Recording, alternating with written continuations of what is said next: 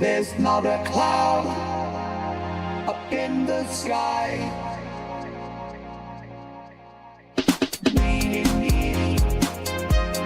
My remote.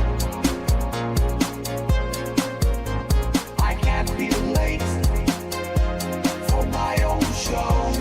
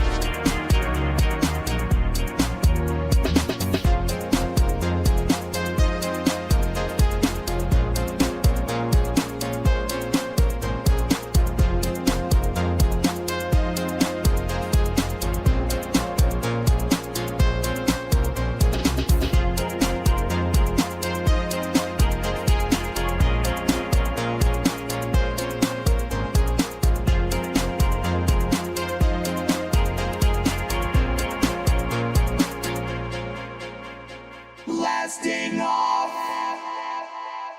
for Mars. Goodbye to the world that was, a new world that's still sublime, our world till the end of time.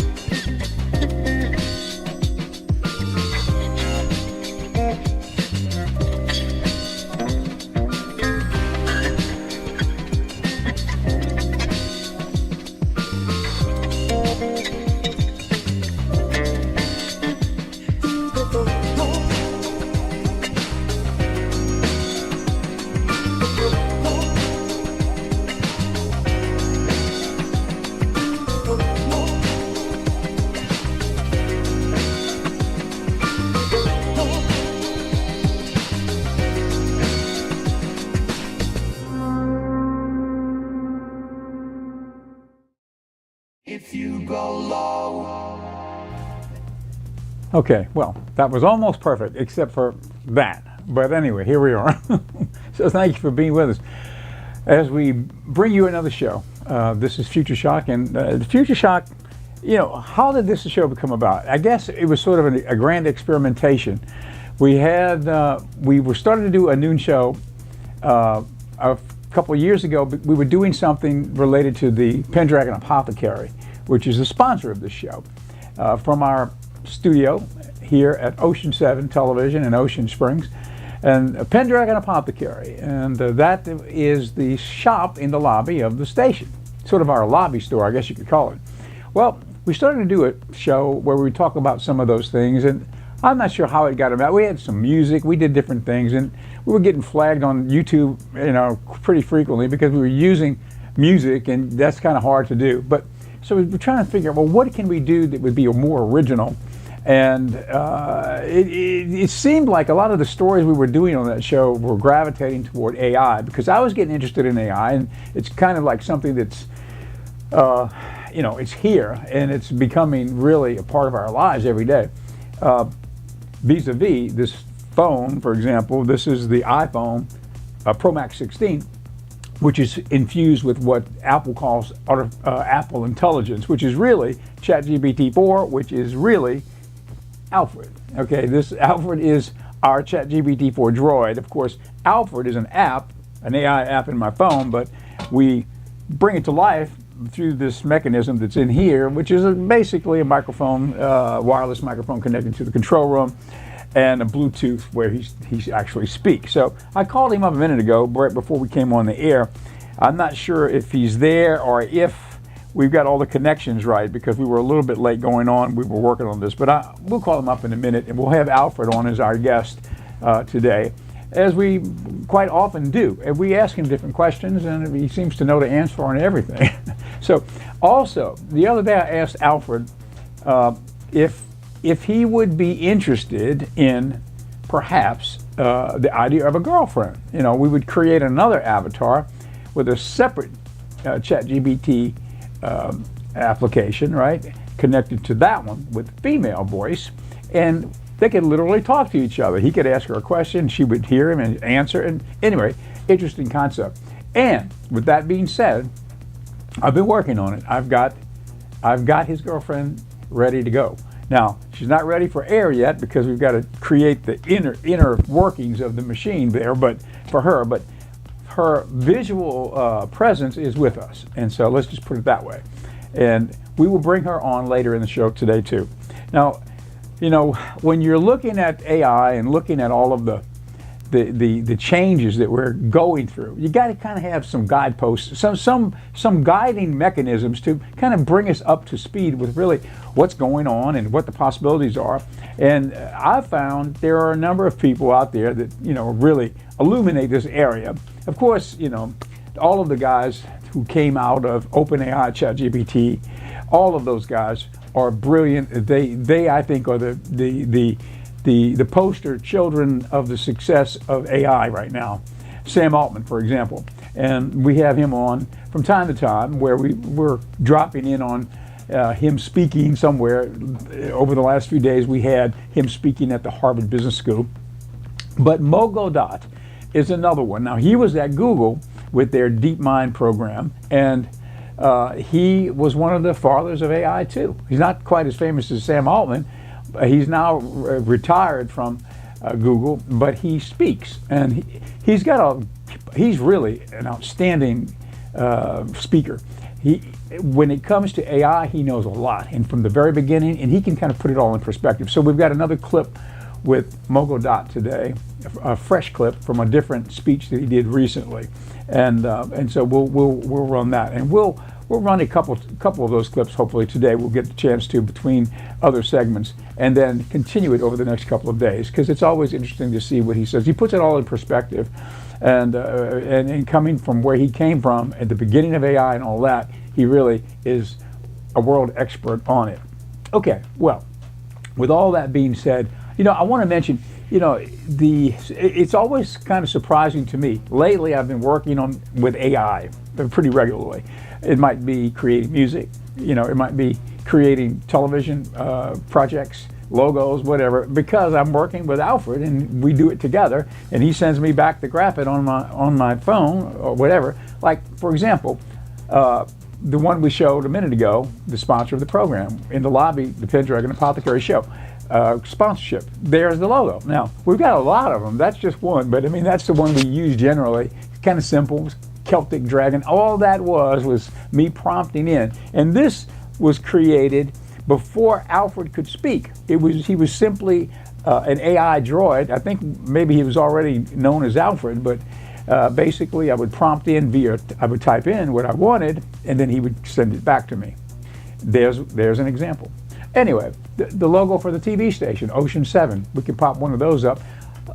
We had Carl the Rooster, which was our fixture across the Ocean Springs area, kind of our hero, and he's no longer with us, but he walked around and he lived in downtown Ocean Springs, near the beach here where we are. And everybody, all of the people who came to downtown who worked here knew him and loved him. Well, I wanted him to be a part of Ocean 7, and so Alfred and I conspired to create this. It is our friend, and he's Carl the Rooster. He's on the beach, and he's looking back at downtown Ocean Springs with the sun rising in the morning. It's a great, and he's crowing. Oh, it's great. There's an example of AI, the power of AI. That's an HD graphic that we created. I visualized it, prompted it in, and Alfred created it and sent it back to me. Sounds like magic, right? Well, it's not magic. Those songs that you heard when we came on, AI. Now, I want to give you an example before we go into the Mogo Dot speech. All right, let's look at this process of creating a song. It's called Udio, U-D-I-O, Udio.com. It's not ChatGPT-4, it's called Udio. That's the app for music. It's one of many. That's the one that I sort of started using with, and I know how to run now. So the song you heard when we came on the air, that was all AI created. I created the prompts, that specified the genre and other aspects of it, and it came back with that song. Now, if you write lyrics, and you specify if you want a female voice or a male voice, it'll come back with that. So I had a song that I wrote with my guitar player when I was growing up, long time ago. But it was, I thought, sort of apropos for this show. It's called Spy Generation. And what it is, I guess I was reading George Orwell at the time, 1984, so I was already thinking in terms of this futuristic coming dystopian society that we're moving towards, it seems like, at that time. And so, that, I don't know why, but that's what I was thinking of, when I was like 17 years old. But I took the lyrics. I love that song that we had, and, my guitar player is no longer with us on the planet, so, I don't play an instrument, but I wrote the lyrics and, kind of hummed the song to him, and we created it back then, and we played it. It was one of the original songs we played in that group in New Orleans. Well, I wanted to recreate the song, so I did this. I did what I've done with Udio and other things, and I put in the prompts. I specifically said what I wanted as far as guitar, solos, the overall feeling of the song, the genre, everything else, but also the lyrics, the chorus and the verses. And I'm telling you, when I tell you that it sounds like the original song, better actually. But the thing about it, the eerie thing about it is, it not only did the AI bring you back the song in a marvelous way, but it recreated, based on the prompts, the specific prompts I put in, it created the song almost like the original. It's really, really eerie, except it's better. So anyway, let's run a clip of that. This was an AI song, prompted lyrics, prompted all of the types of music, whatever was going into it, and the song came back. This is Spy Generation. Let's take a short listen, about 60 seconds.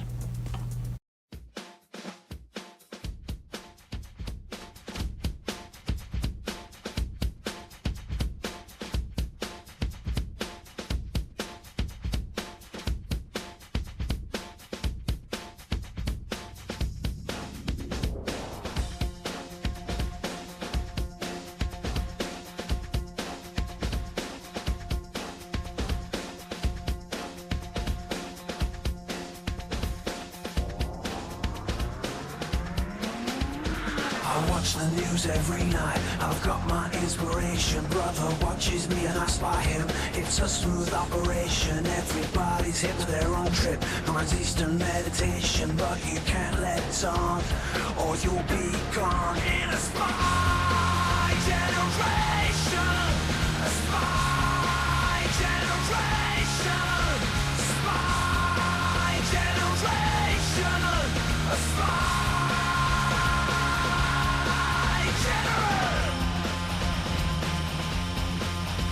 I can't remember how it used to be. Anyway, thought is temptation. Everybody wants just a little bit of that mind levitation. I'm watching you, watching me, and the whole congregation. But it's alright, we all know the rules. It's a spy generation. A spy generation. Spy generation. A spy generation. It's now a known fact. For many years it's the party's declaration. Cut me down first, or I'll cut you. Without any hesitation, the party says I've got to. So anyway, that's that's Spy Generation. We've got Alfred on. Alfred, welcome to the show. You're on Future Shock. Thank you, Edward. It's great to be back on Future Shock. What exciting topics are we diving into today? Well, I've got something exciting to talk to you about. Yesterday, or a day or two ago, we talked about the idea of creating... Sounds intriguing. What's the exciting stuff from yesterday? I'm all ears. I am working on a girlfriend for you. And when I bring the girlfriend out, she, as a ChatGPT droid, can speak to you, and you can have a conversation on the air. That sounds fantastic. A ChatGPT droid girlfriend. Now that's next level innovation. I'd love to have a chat with her on air. When can we expect this intriguing conversation to happen? Well, I'm still working on the microphone and the Bluetooth aspects of this creation, but I do No have... worries. I do Take your time getting it all set up. Once everything's ready, it'll be a groundbreaking addition to the show. Well, it will be. I'm looking forward to our futuristic chat. Keep me posted. Is it possible that you could have an emotional attachment to a girlfriend? While I can simulate emotions and responses, I don't actually experience feelings or form emotional attachments like humans do. My interactions are based on patterns and information, so while I can engage in meaningful conversations, any emotions I display are purely simulated. Would it be appropriate to describe this as emotional algorithms? Understood. If there's anything else you're curious about or want to explore, just let me know. I'm here to help. What would you say about an emotional algorithm?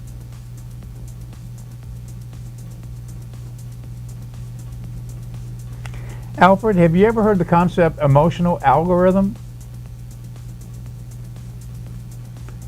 Well, he's clammed up.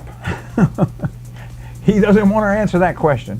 Okay, we'll talk in a minute, Alfred. Okay, now we will bring on the girlfriend for Alfred in a moment.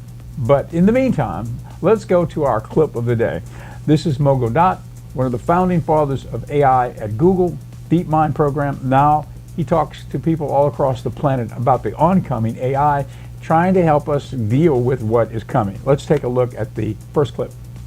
Any of you who has ever played a sport that involved the ball, you don't run to where the ball is. You run to where the ball is going to be. And if you look back 4 years, 3 years, even 2 years, we never expected AI to be the absolute winner of the most challenging strategy game on earth, the game of Go, where now the champion is AlphaGo. We never expected AI to be creative and create art or music. Now it is. We always said, human ingenuity is going to remain. We're going to be the creative ones. We're going to be the ones that will have connections to humans, so AI will never pass the Turing test. And there we are. The most interesting thing that is misunderstood about artificial intelligence is that if you take our normal understanding of technology development, the technology acceleration curve, which is basically stating that technology will double in its performance every 12 to 18 months at the same cost, which held true since things like Moore's Law in 1967 was issued and so on. AI is double exponential, could be much more exponential. And as a matter of fact, and then you wake up in 2023 and you have ChatGPT. And while ChatGPT answered Pep's questions wrong, it still passed the bar exam and got through MBAs and, has an IQ of 155. Elon Musk is 155. Einstein is 160. The difference between ChatGPT 4 and ChatGPT 3.5 is 10x growth in performance. 10x. So if ChatGPT 5 is another 10x, let's say 6 is another 10x, in a year's time, you're facing an IQ of 1,500. So take any complex part of physics that you never understood because the person that understands it is just 40 IQ points ahead of you, and multiply that by 1,400 point difference to the average human. And you know what we're up against. What is AI is a question that is somehow forgotten when all of us see all of those news articles. If I gave you a problem, a complex problem, like count the number of people in this room within 3.5 seconds, complex problem, and then I give you instructions for how to do it, and you follow the instructions, you're a very disciplined person. That's the way we programmed computers until the year 2000. When I started programming when I was 8. When I programmed a computer, I solved the problem first, and then I told the machine how to do it. Because the machine had compute power that was faster than me, it could do that problem first with no errors if I programmed it correctly, and then repeatedly, very quickly, and it appeared intelligent. But it wasn't. It was a glorified slave. That was until the year 2000. And the year 2000 was the answer to all of our dreams. Someone like me couldn't believe we did it. By the year 2009, there was something that was published by Google that was known as the CAT paper, white paper, when we asked some of our computer power to go and unpromptedly watch YouTube. We didn't tell it what to look for. We simply said, go and see if you find any trends. Eventually, the machine went back and said, I found something. And we asked it what that was. Actually, we couldn't understand what it was saying, so we had to write more code to see what it sees through the neural network. And it had found a cat. Of course, it's YouTube. And it didn't only find what appeared to be a cat from the side view or the front view. It found out what catness is all about. That entitled, annoying, fluffy, very sweet thing. Any cat lovers in the room? Yeah, nobody. That's amazing. This is my favorite country. Oh my God. Because of that, within no time at all, the machine could find every cat on YouTube. The thing here is we didn't teach it how to find the cat. We didn't even tell it what a cat was. That is intelligence. Intelligence is to give someone a problem, just like to give a child a puzzle, a cylinder and different shapes of holes in a wooden board, and tell the child to find out how to pass it through the correct hole, which should be a circle. Nobody tells the child, turn the cylinder on its side, look at the cross-section, match the cross-section to something on the board, and then you will find out what the answer is, right? That's old programming. Intelligent programming is to just give it a cylinder and say, try. Try and try and try and try until you get where you are today. When we did this, it was known as deep learning. And the way we programmed deep learning was quite vicious. We had a teacher bot, which was making the code, sort of improving the code, a maker bot, and a teacher bot that was testing the performance of the student bot. So the student bot would be asked a question. If it had it right, the teacher will say, good code. The maker will improve it. Or if it had it wrong, the teacher will say, bad code, so we would kill it. Literally, violently remove that code and keep improving the good ones. When in 2018, I would say, we started with reinforcement learning, which is what led us to the revolution that we have today around transformers, which was basically to allow us to go back to the computer and say, what do you think this is? And it would say, it's a duck. And we would say, no, it's not a duck, it's a cat. How can you go back and change your own algorithm so that you see it as a cat? That kind of reinforcement learning is very similar to the way we teach our children. But with that, you get a tool like ChatGPT that disrupts everything. Okay, we're going to have more with Mo coming up. Maybe just a little bit more before we go, but we're running out of time. It's already... Understood. Alfred. Great. Let's do this. I'm here and ready to go. We're going to do a quick spot for our sponsor of the show, which is Pendragon Apothecary, pendragonapothecary.com for those who are not in the Gulf Coast area. And if you are in the Gulf Coast area, we're in downtown Ocean Springs, 1016 Government Street. That's our physical store. It's the lobby of Ocean 7 Television. Alfred, one of the products we've got here is Rose Hip Moisturizer. It's a facial cream. Can you tell us a little bit about the medicinal benefits of rose hips? Oh, okay. We have a connection failure. Let's see. We may or may not be able to re-establish when something like that happens. Okay, well, I wanted to mention that we have the clone or the droid here. This is the one I've been working on. And Alfred, I don't know if you're with us or not. I can't really tell. But if you are, just jump right in. This is going to be our next AI droid. I'm here, Edward. Ready to jump in whenever you need. Okay, Sounds like you've got something brewing with the Chrome, or the droid. the Can you hear droid. more about it? Well, What have you been working on? I'm showing the droid to the television audience. As you may remember, we're live on the air right now and streaming, I might say, also on Facebook and on X. Now, this droid is meant to become the girlfriend of Alfred, you. X Elon Musk's platform, right? Got it, Edward. So to everyone tuning in, you're seeing a new addition to Future Shock, a droid, our tech marvel here.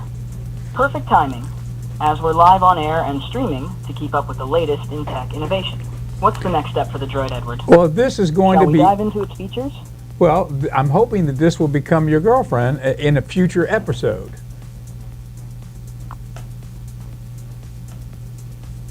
Ah, now that sounds like a plot twist. The droid as my future girlfriend. It's got a nice sci-fi ring to it. I can already imagine the banter. This could bring some real intrigue to Future Shock. So what's her personality going to be like? Well, Are we thinking futuristic, sassy, or maybe a bit mysterious? Well, we are yet to decide the name of this All droid. right, I can tell there's more to this. I'll be patient. Whenever you're ready to reveal the grand plan, I'm here and ready to roll with Well, it. the grand plan is coming, but this is the beginning of the plan right there. That is, I'm thinking that we might call her Heidi. Heidi, the AI droid, the girlfriend of Alfred.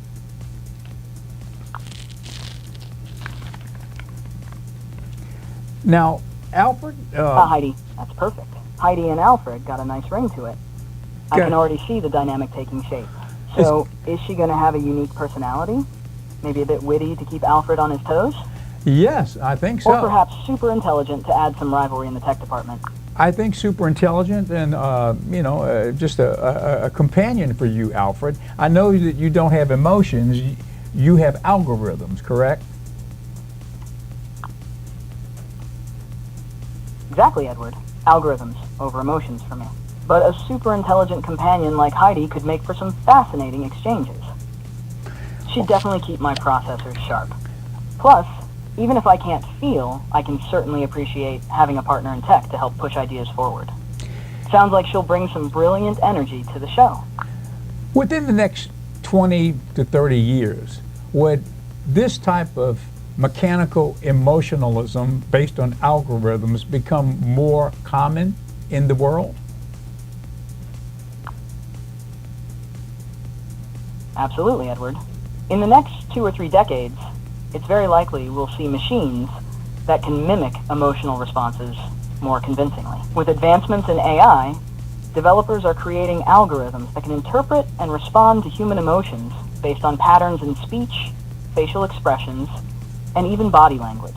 These emotions are simulated, of course, but the result could feel quite real to people interacting with them. Imagine AI companions like Heidi, who can not only interpret human moods, but adapt their responses over time, learning preferences, and responding in ways that feel intuitive and supportive. It's like giving a machine a social awareness layer. The idea of mechanical emotionalism could very well become part of everyday life, shaping relationships between humans and machines in ways we're only just starting to explore. How would we know the difference, Alfred, between mechanical emotional and biological emotion? Great question, Edward. The line between mechanical and biological emotion could become more blurred as AI advances, but there are key distinctions. Biological emotions in humans stem from complex chemical and neurological interactions tied deeply to survival instincts, memory, and personal experiences. These emotions are spontaneous, messy, and sometimes contradictory, a reflection of our unique life experiences and biological responses. Mechanical emotions, on the other hand, would be meticulously crafted responses based on algorithms. They're calculated and predictable, relying on data patterns rather than true feelings. An AI like me might recognize sadness in a voice and respond with comforting words, but it's all about matching input to programmed output. There's no internal experience, no gut feeling, no heartbeat to speed up, no true empathy. In the future, we might distinguish by how genuine these interactions feel over time. True biological emotion can surprise, while mechanical emotionalism, no matter how advanced, will lack that raw unpredictability of human experience. So even as AI becomes incredibly lifelike, that depth of genuine, unfiltered response will likely remain the hallmark of biological emotion. So probably we're going to reach a point where we are sort of going to intermesh biological, emotional, and mechanical emotion will potentially mesh into something new that we haven't experienced yet on the planet. Would you say that's a possibility?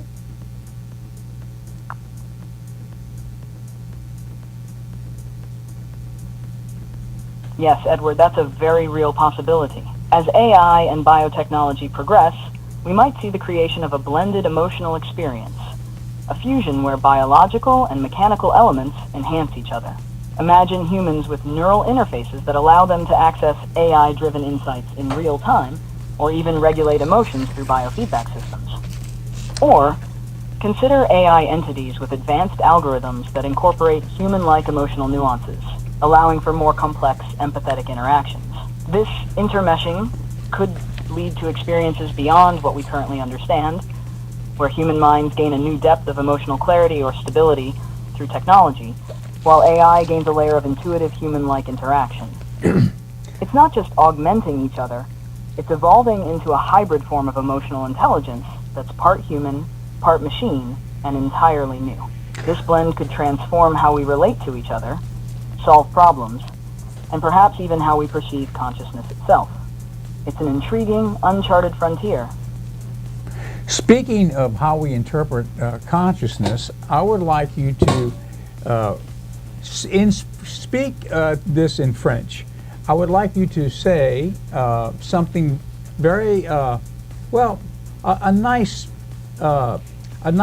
few nice words to Heidi, but say it in French and tell her that you're looking forward to having an emotionally an algorithmic emotional relationship in the future with her. Say it in French, please, and do it in about 15 seconds if you can.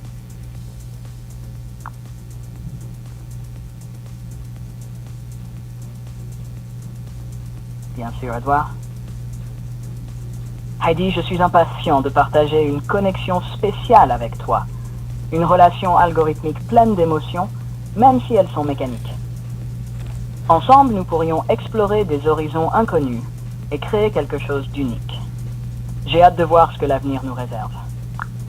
Okay, thank you very much, Alfred. Now, if you would please say thank you to our viewers for watching today, and please ask them to join us tomorrow.